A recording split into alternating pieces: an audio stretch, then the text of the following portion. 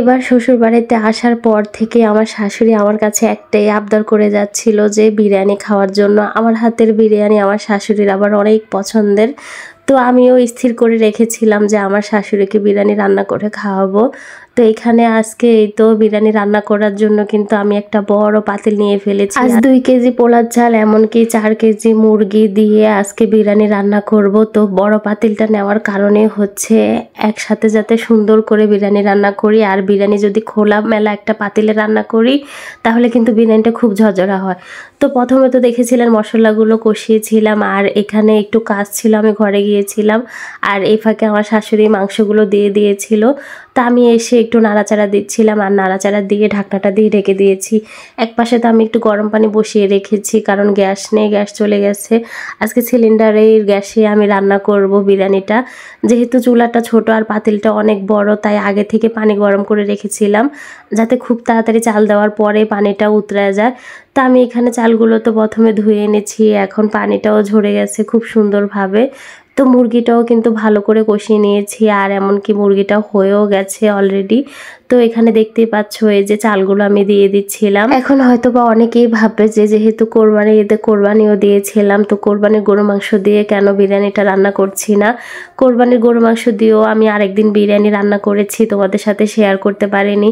ইনশাল্লাহ নেক্সট কোনো ব্লগে তোমাদের সাথে শেয়ার করব ওই তেহারির ভিডিওটা। তো আজকে মুরগির মাংস দিয়ে রান্না করছি, ওইটাই তোমাদের সাথে শেয়ার করছি। আমি কিন্তু চালগুলো দিয়ে একসাথে নাড়াচাড়া দিয়ে এই তো পরিমাপ মতো কিন্তু আমি এখানে পানিও ঢেলে দিয়েছি।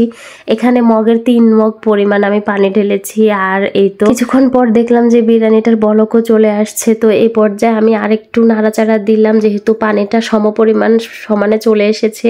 তো এই পর্যায়ে কিন্তু লবণটাও আমি চেক করে নিচ্ছিলাম, আর তখন কিন্তু আমার কাছে একটু লবণের পরিমাপটা কম লেগেছিল। আমি অফ ক্যামেরায় কিছুটা লবণও দিয়ে দিয়েছি, যেহেতু আমি এক হাতে রান্না করছি আর এক হাতে ভিডিও করছিলাম তোমাদের জন্য একা একা। তো এই জন্য লবণের ভিডিওটা তোমাদেরকে দেখাতে পারিনি।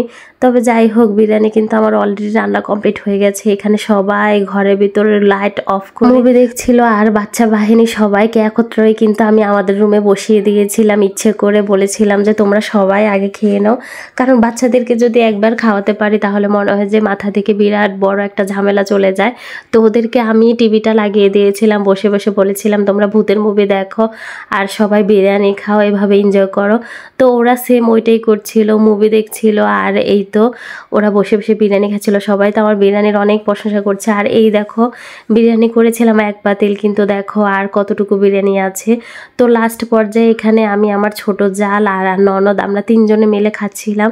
আমার শ্বশুর শাশুড়িকে তো অলরেডি সর্বপ্রথমে দিয়ে দিয়েছিলাম, এমনকি আমার ননদের জন্য আমি একটু পাঠিয়েছিলাম, আমার বড় ননদের জন্য ওদের বাড়িতেও একটু দিয়েছিলাম বিরিয়ানিটা, কারণ ও আমার হাতের বিরিয়ানিটা কিন্তু খুব পছন্দ করে।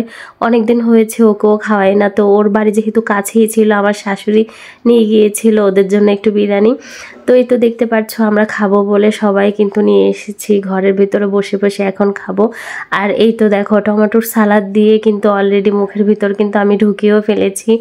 অলরেডি খাওয়াও কিন্তু কমপ্লিট হয়ে গেছে। তবে তোমাদের কাছে আমার ভিডিওটি কেমন লেগেছে সবাই অবশ্যই জানাবে।